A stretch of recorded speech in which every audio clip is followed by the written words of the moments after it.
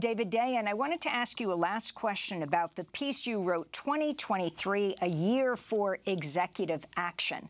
Talk about what you think needs to happen now. Well, look, in the last 24 hours, as we've been looking at this farce happening on the House floor, as you mentioned in the headlines, the FDA approved the use of mifepristone to be purchased at pharmacies.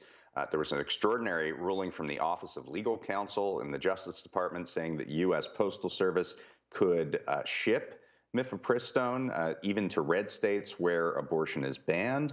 The banking regulators put out a warning to various banks saying that cryptocurrencies, if they are held in their portfolios, would represent a lack of safety and soundness in the banking system. Governing happens other than in places like Capitol Hill.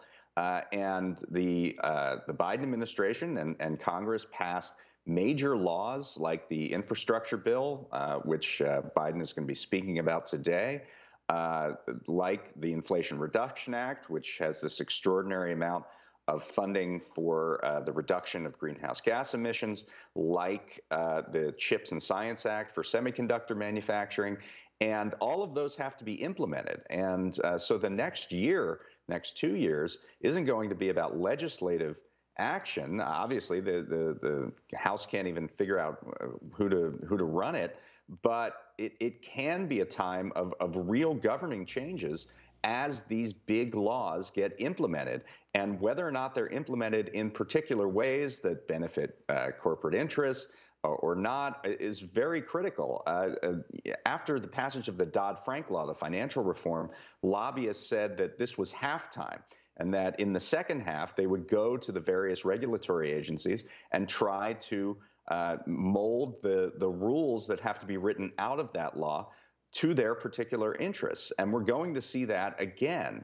And it's critical to cover this aspect of the story, this second half, to shed some light on the fact of what these lobbyists and corporate interests are doing to try to mold these various laws and whether or not they're going to meet the full potential that the Biden administration wants. So to me, that is the story of the next year.